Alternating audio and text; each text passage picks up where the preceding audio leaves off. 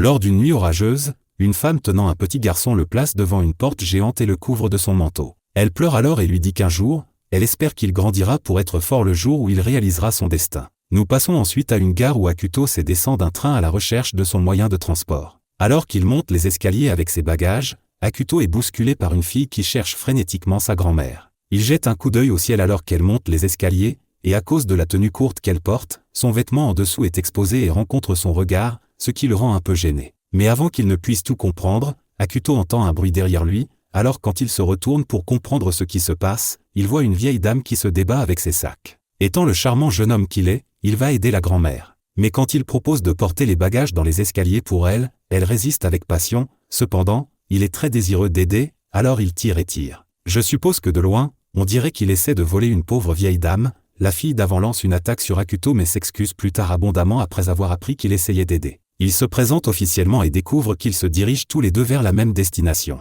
Sur le chemin de l'académie de magie, Akuto partage son rêve de vouloir rendre le monde meilleur en devenant le grand prêtre. Junko écoute avec admiration sa nouvelle amie car elle partage le même sentiment que lui. Elle officialise leur amitié en effectuant une cérémonie avec Akuto de bondage et d'amitié égale. Après leur arrivée à l'école, les deux transportent leurs bagages dans leurs chambres respectueuses et se disent au revoir jusqu'à la prochaine fois. Plus tard, lors d'un examen de santé, Akuto et quelques autres étudiants se tiennent dans la clinique de Mitsuko en attendant que leurs futures occupations soient lues par un corbeau magique artificiel qui serait précis à 100%. Akuto entend cela et attend avec impatience son tour pour savoir s'il deviendra le grand prêtre à l'avenir. Cependant, lorsqu'il s'avance pour recevoir ses bénédictions, le corbeau transpire et dit qu'il va être le futur roi démon qui détruira la société, ce qui effraie tous les étudiants. Il part en promenade avec son professeur pour discuter du résultat où elle lui dit que la plupart des étudiants de l'école le regarderont différemment, au point que certains des étudiants ayant un sens élevé de la justice voudront peut-être l'assassiner. Elle semble un peu trop optimiste quant à sa mort et lui dit que s'il devait mourir, elle pourrait le ressusciter en zombie après avoir mené des recherches sur son corps. Leur promenade les conduit à la classe d'Akuto où il apprend que Mitsuko sera son professeur principal. Elle le présente à la classe, mais ils courent tous au fond de la salle par peur de ce qu'il deviendra. Akuto profite de cette occasion pour clarifier les choses et se présente, mais son discours ne fait qu'accroître la peur de ses camarades, à l'exception d'un garçon nommé Hiroshi qui commence à l'admirer et le nomme président de classe afin de prouver à la classe qu'il n'est pas le futur roi démon. Cependant, Akuto refuse et demande à être le concierge de la classe, ce qui effraie encore plus ses camarades puisque ce poste exige que vous soyez un assassin pour aider à détruire les secrets de l'école. La fille qu'il a rencontrée à la gare en a assez et le défie en combat car elle sent qu'il a trahi sa confiance et a brisé leur lien cérémoniel. Mais il la domine lorsqu'il perd le contrôle de sa magie, ce qui fait exploser une partie de la classe. Akuto va plus tard s'excuser auprès d'elle en se faufilant par l'arrière et en frappant à sa fenêtre comme le lui a conseillé Hiroshi, mais cela ne fait qu'énerver Junko qui le poursuit à travers le campus pour le tuer. Il s'échappe en courant à travers les bois et rencontre finalement Kena, une fille qui semble avoir quelques problèmes. Kena essaie de protéger Akuto en l'appelant son prince, mais lorsque Junko la rattrape et passe à l'attaque, Akuto perd ses pouvoirs en créant une énorme explosion et en assommant Junko. Soudain, une mystérieuse fille androïde nommée Koron apparaît et soigne Junko. Koron révèle qu'elle a été désignée comme agent de surveillance par le directeur pour surveiller et garder un œil sur Akuto. Elle veut savoir exactement ce qui s'est passé avant les événements actuels, mais avant que son interrogatoire ne commence, Kena enlève tous ses vêtements et s'enfuit après être devenue invisible. Akuto rencontre son professeur où elle essaie de comprendre pourquoi il perd le contrôle de ses pouvoirs. Il s'avère que son pouvoir est trop grand pour qu'il puisse le contrôler. Le lendemain, alors qu'Akuto se rend en classe, la responsable du dortoir féminin, Fujiko, l'arrête et lui dit qu'elle comprend sa situation difficile, et que s'il a besoin de quoi que ce soit, il devrait se sentir libre de le lui faire savoir. Après le cours, il se rend aux toilettes où il appelle Fujiko sur un appareil de télépathie que lui a donné plus tôt son professeur. Il lui confie qu'il aimerait faire la paix avec Junko, alors elle lui dit de la retrouver seule dans les montagnes à l'heure du déjeuner. Fujiko lui explique également comment faire taire son garde du corps en tirant une ficelle sur ses fesses afin que leur rencontre soit plus privée. Pendant le déjeuner, il informe Hiroshi et Koron de son projet d'aller dans les montagnes pour passer du temps seul, loin de tous les regards. Koron le suit pendant son voyage car elle ne peut pas le quitter des yeux. Alors qu'ils se dirigent vers le sommet, ils sont attaqués par un chien démon, alors Koron essaie de l'éliminer avec une arme à feu, mais le chien mange la balle pour le petit déjeuner. Avant qu'elle ne puisse tirer un deuxième coup, Akuto s'accroche au chien et le ramène à la normale après en avoir extrait l'énergie magique du mana. Il soupçonne Kena de les suivre, alors quand Koron va enquêter sur un sac, Akuto se dépêche et l'arrête en tirant sur la ficelle. Fujiko apparaît alors et lui dit qu'une fois son garde du corps réactivé, ses souvenirs d'avant et d'après seront effacés. Fujiko confirme qu'elle fera savoir à Junko qu'il veut la rencontrer pour qu'il lui explique tout. Elle lui donne ensuite un pistolet et des pilules qu'il peut utiliser sur lui-même et Junko pour atteindre un plus grand niveau de compréhension si leur rencontre prévue ne se déroule pas comme prévu. Elle lui conseille également de rejoindre le comité de discipline car il est très désireux de servir la communauté et ses camarades. Akuto la remercie avant de partir puis réactive Koron. Alors que les deux inspectent le sac de Kena, il entend ses cris et décide de la poursuivre et remarque que l'accessoire pour cheveux qu'elle porte est le même que celui qu'il a donné à une fille en pleurs pendant son enfance. Il la rattrape puis tombe accidentellement sur Kena nu.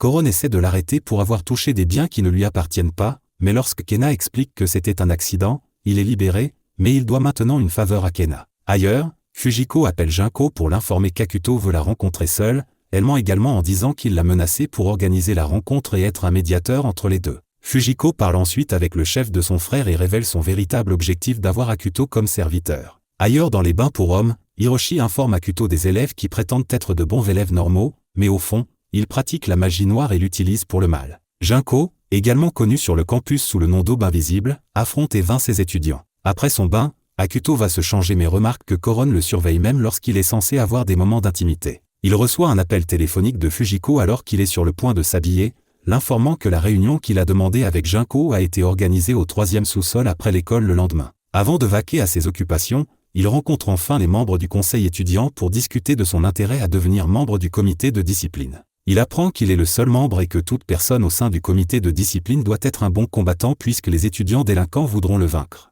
Après sa réunion, il se prépare pour son rendez-vous en chargeant le pistolet avec les comprimés que lui a fournis Fujiko. Mais avant de pouvoir partir, il doit se débarrasser de son garde du corps, alors qu'elle est allongée là. Profitant de la brise, il s'assoit sur le lit et tend sa main vers ses fesses. Cependant, son mouvement est interrompu par Kena qui frappe à sa fenêtre et devient tout intrusif comme un de ces laveurs de vitres de tramway. Il la laisse entrer et elle lui offre des galettes de riz pour lui remonter le moral. Au fil du temps, il se rend compte qu'il est presque temps de rencontrer Junko, mais Kena est toujours dans sa chambre, alors il la met dehors puis éteint Koron avant de se diriger vers le point de rendez-vous. Il entre à l'intérieur, mais il est attaqué par derrière par un gars et son groupe. Il l'entoure et essaie de le tabasser puisqu'il fait maintenant partie du comité de discipline, mais il s'occupe d'eux un par un. Comme ils n'ont aucun moyen de gagner, le gang fait sortir Hiroshi qui a été retenu en otage et ligoté comme un agneau sacrificiel. Akuto procède à l'élimination des délinquants restants mais avant qu'il n'exerce plus de punition, Junko vient l'interrompre. Après avoir vu comment il a traité ses camarades, elle confirme qu'il est vraiment mauvais et qu'il veut dominer le monde, mais quand Akuto essaie d'expliquer qu'il ne faisait que se défendre, elle avance avec colère. Il sort donc l'arme que lui a donnée Fujiko pour résoudre le problème, mais il se rend compte qu'elle a été vidée. Junko lance un écran de fumée l'informant qu'elle fera appel à des personnes partageant les mêmes idées pour en finir une fois pour toutes avant de disparaître. Le lendemain, elle se présente avec un grand nombre d'étudiants prêts à exécuter Akuto dans l'heure qui suit. Pendant l'embuscade, il est encerclé et n'a nulle part où aller. Junko se rapproche pour le tuer, mais il esquive. Pour une raison quelconque, Akuto est incapable d'utiliser ses pouvoirs, c'est pourquoi il ne s'est pas encore défendu. Avant de porter le coup final, Kena arrive et dit à Junko qu'il ne devrait pas se battre car elle sait que Junko aime vraiment Akuto. Cette révélation met en colère la foule qui pense avoir été entraînée dans un drame relationnel, alors il décide de les attaquer tous les deux. Mais avant que le combat ne commence, Kena fait signe à Koron de lancer une fusée dans leur direction, mais elle est déviée dans les airs par la barrière d'Akuto, elle explose alors dans le ciel et commence à faire pleuvoir du riz, ce qui met fin à la bataille. Dans sa chambre, Koron analyse le riz et se rend compte qu'il y a une réaction chimique dans le riz. Kena dit qu'elle avait pris les comprimés du pistolet d'Akuto pour les mélanger au riz car elle avait entendu dire que c'était un médicament qui permettait aux gens de s'entendre. L'analyse du produit chimique est terminée, et il est révélé que le médicament qu'Akuto a reçu de Fujiko est en fait un type de magie noire qui oblige ceux qui le prennent à jurer fidélité à l'enchanteur pendant environ une demi-journée. Pendant ce temps, dans la chambre de Fujiko, elle est prise en embuscade par les étudiantes qui ont mangé du riz. Le lendemain, pendant le cours en plein air, Akuto et Junko s'entraînent à se lancer des boules magiques. Le but de cet exercice est d'apprendre à contrôler doucement le mana avec leur magie grâce à la concentration. Cependant, lorsqu'Akuto le renvoie d'un mouvement du poignet, il perd la concentration et finit par créer une énorme explosion qui rend Junko inconscient à nouveau. L'enseignante s'assoit à côté de lui pour faire le point sur l'état de Junko, elle dit que tout va bien pour elle car elle ne s'est pas brûlée. Mitsuko l'informe qu'en raison de son incroyable pouvoir, il a besoin d'une quantité considérable d'entraînement mental pour l'aider à le contrôler. Elle lui suggère donc d'aller dans la chambre disciplinaire mentale pour entraîner son état psychologique. Hiroshi entend cela et s'exclame que c'est l'endroit où un certain nombre d'étudiants sont morts après y avoir passé des années. Sa zone frontale est soudainement accueillie par une chaussure au visage. Comme on dit, si vous voulez qu'ils se taisent sur la vérité, lancez-leur une chaussure au visage. Akuto commence les préparatifs et se dirige vers la chambre avec son garde du corps, mais ils ne savent pas que Kena est juste derrière eux. Pendant qu'il est là, Koron essaie de l'aider à se concentrer, mais quand Akuto entend un cri, il tend la main et découvre que Kena s'est également faufilé dans la chambre. Maintenant il est seul avec 2 filles et il n'est pas content parce qu'il n'est pas un idiot. Alors qu'il se penche en arrière, Akuto tombe accidentellement sur une vieille carte au trésor cachée dans les murs. Juste à l'extérieur, Fujiko attend avec un pistolet rempli de balles d'hallucination pour tirer à l'intérieur afin que lorsqu'Akuto délire, elle soit là pour lui faire prêter allégeance. Elle se tient là, pointant son arme, prête à ce qu'Akuto sorte lorsque Kena se précipite de manière inattendue pour utiliser les toilettes. La carte qu'ils ont trouvée plus tôt tombe par terre et est récupérée par Fujiko. À en juger par l'expression de son visage, il semble qu'elle la reconnaisse de quelque part. Elle prend la carte pour la montrer à la tête de son frère car elle reconnaît l'écriture manuscrite comme étant la sienne, cependant il dit qu'il ne se souvient pas d'avoir été impliqué dans cela. Sur le campus, Fujiko est approchée par Eiko qui lui fait comprendre qu'elle est bien consciente de ses plans pour faire travailler Akuto sous ses ordres.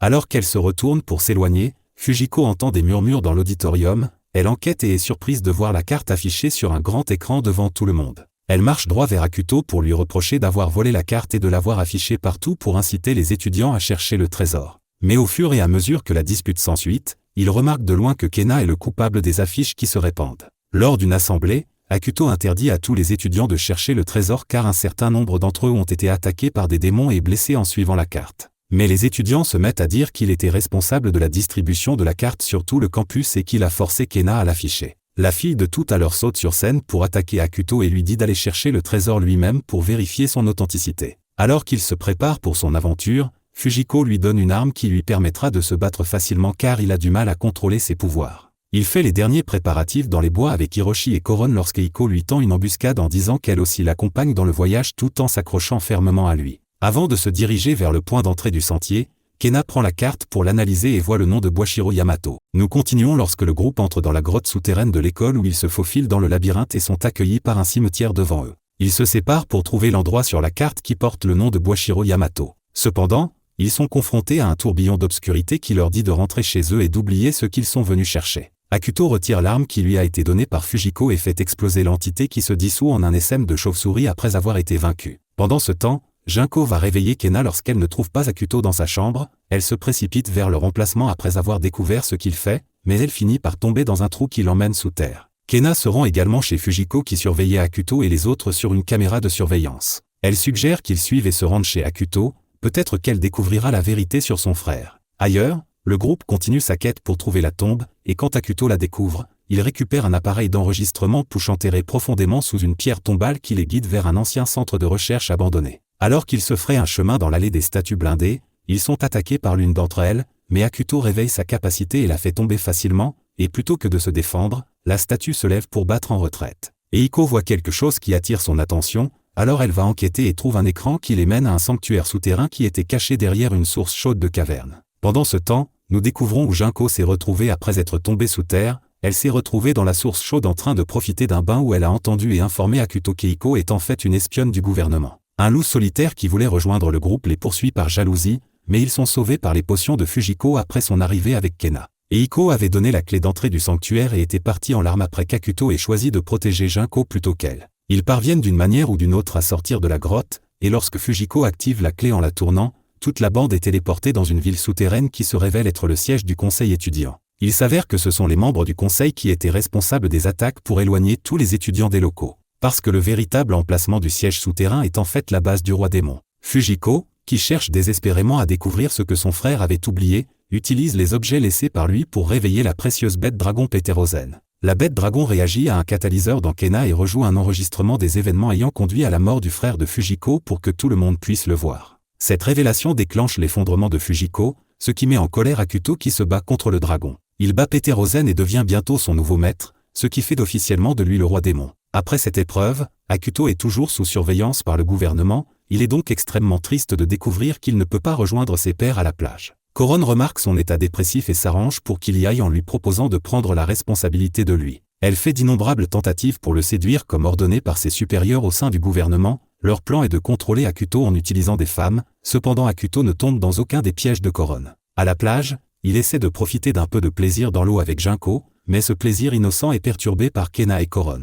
Plus tard dans la soirée, alors que Hiroshi se rend chez ses parents, il informe Akuto de la légende du roi démon dont parlent les habitants de l'île. On dit que la résurgence du roi démon et de son dragon invoquera un héros légendaire qui les vaincra au combat. Mais pour une raison quelconque, Akuto est sceptique. Ailleurs dans la couche des rois démons, la présidente du conseil informe Fujiko du plan élaboré du gouvernement pour utiliser Akuto à leur propre avantage, mais elle a ses propres plans et dit qu'elle gérera la situation elle-même. Dans un flashback, nous apprenons qu'Hiroshi est destiné à devenir un héros. Cependant, lorsque Mitsuko entend cela, elle rit et distribue quelques dégâts émotionnels en disant que ce doit être une erreur car il n'y a aucun moyen qu'il devienne un héros. Pendant ce temps, dans le présent, Koron crée un portail et lui fait ses adieux après avoir dit qu'elle a échoué dans sa tâche en essayant de séduire et de manipuler Akuto. Plus tard dans la journée, la sœur d'Hiroshi confronte Akuto pour vérifier s'il est vraiment le roi démon puisque cela signifie que son frère sera le héros, mais il le nie, ce qui implique que la légende du héros ne peut pas être vraie, ce qui laisse Yukiko s'enfuir en larmes. Hiroshi et Kena la suivent jusqu'au lac où il explique à Kena qu'il y a un sanctuaire dans une grotte au fond du lac légendaire où l'on dit qu'il y a une épée logée dans une pierre, et que seul le héros destiné peut la retirer. Ils aperçoivent soudainement un homme mystérieux connu sous le nom de Monsieur X réveillant une créature marine absorbant le mana du lac. Après avoir été témoin de cet événement bizarre, Yukiko hurle de peur, ce qui l'alerte, il s'approche alors d'elle et la capture, mais quand Hiroshi et Kena tentent de riposter, leurs pouvoirs sont absorbés, ce qui les rend inutiles. Monsieur X attaque Hiroshi qui a été laissé ouvert, puis le jette dans le lac où il tombe au fond. Il procède ensuite à la capture de Kena et Yukiko avant qu'Akuto et Junko n'arrivent à leur secours. Cependant, Monsieur X ordonne à la bête de détruire le village de l'île, puis empêche Akuto de venir l'aider en le submergeant d'attaques anti-magiques. Mais quand Akuto comprend enfin le secret des attaques de Monsieur X, il recentre son attention sur les trois dames et tente d'y mettre un terme. Heureusement, Koron apparaît de nulle part juste à temps pour dévier l'attaque lancée par Monsieur X. Au même moment, Hiroshi se rend au sanctuaire et accomplit les récits de la légende lorsqu'il retire l'épée de la pierre et obtient les pouvoirs du héros légendaire. L'épée lui donne le nom de Brave, et il utilise une attaque au plasma pour mettre fin à la bête. Koron admet plus tard avoir essayé de séduire Akuto pour lui apprendre à développer une relation intime avec quelqu'un de statut comme Junko.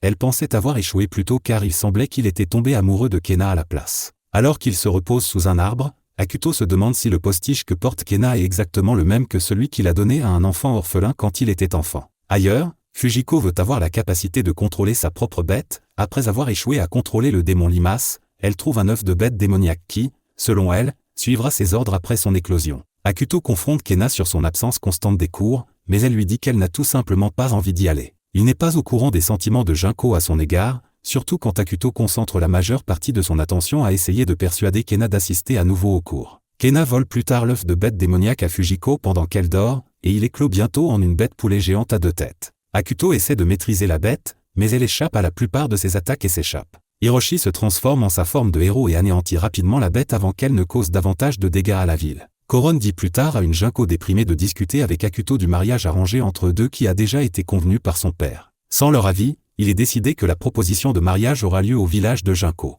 Cependant, elle a peur d'exprimer ses sentiments pour Akuto et elle est donc incapable de lui dire la vraie raison pour laquelle elle l'a invité dans son village. Akuto y va sans avoir été au courant de l'entretien de mariage. Après leur arrivée, il rencontre Yuko, la sœur cadette de Junko et une idole pop-star qui porte une cicatrice sur le cou depuis qu'elle a été mordue par une bête démoniaque il y a longtemps. Après une interview réussie avec son père, il se retire dans sa chambre pour se reposer. Cette nuit-là, Junko se prépare et visite sa chambre, où elle lui explique enfin pourquoi il a été invité au village. Cela conduit à un autre gros malentendu qui fait que Junko est en larmes. Alors qu'elle part, plusieurs membres du clan poursuivent Akuto après l'avoir fait pleurer comme ça. Akuto s'enfuit, mais il est confronté à Hiko qui l'informe que les dieux ont reconnu Kena comme une menace, et que son clan a été chargé d'éliminer Kena. Dans l'enceinte de l'école, Kena est sauvé par Boishiro Yamato de l'assassinat. Pourtant, il ne montre son intérêt à la faire sienne que pour pouvoir contrôler les dieux et l'appelle ensuite le principe de l'identité. Akuto utilise son pouvoir pour se transporter dans l'enceinte de l'école, mais se rend vite compte que Yamato le dépasse de loin en termes de force.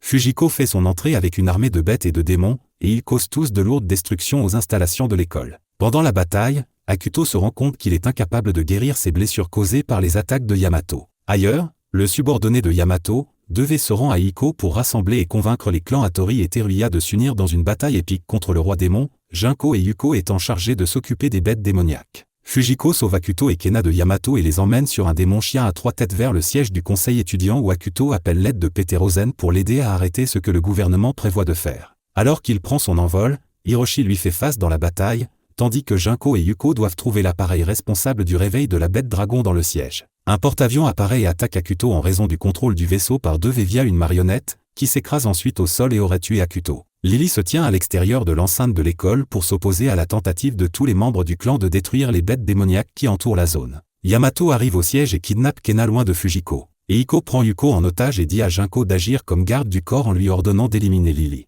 Même lorsque tout échoue, Lily fait de son mieux pour éliminer Hiko, cependant, elle parvient à s'échapper et est confrontée à Deve. Il utilise ses marionnettes pour vaincre les membres restants du clan dans l'espoir de mettre Lily de son côté, mais il parvient à s'échapper après que Lily ait utilisé sa dernière attaque sur lui. Lorsque tout espoir est perdu, Akuto se révèle avoir survécu à l'attaque de Deve plus tôt. Junko est enfin capable de dégainer l'épée de sa famille qui lui a été donnée par sa grand-mère, en raison de sa détermination à vouloir se ranger du côté du roi démon au nom de l'amour. Pendant ce temps, Hiroshi combat Akuto dans le ciel mais il est vaincu et transporté dans une forêt pour que Yuko s'occupe de lui. Ailleurs, Yamato a emmené Kena dans un sanctuaire et tente de conclure le contrat avec le principe d'identité, mais Akuto semble y mettre un terme, de sorte que la bataille commence en présence des dieux. Akuto bat finalement Yamato et sauve Kena comme promis. Il apprend que le roi démon a été créé par les dieux dans le but de conclure un contrat avec le principe d'identité afin de mettre fin à toute l'humanité. Akuto refuse son destin et déclare son intention de tuer les dieux, ce qui provoque l'activation de leur système de défense. Il met sa vie en jeu pour combattre les dieux tout seul et met enfin un terme au récit qu'ils ont créé. Peterosen donne à Kena une dent de dragon comme moyen d'être rappelé avant sa mort inévitable.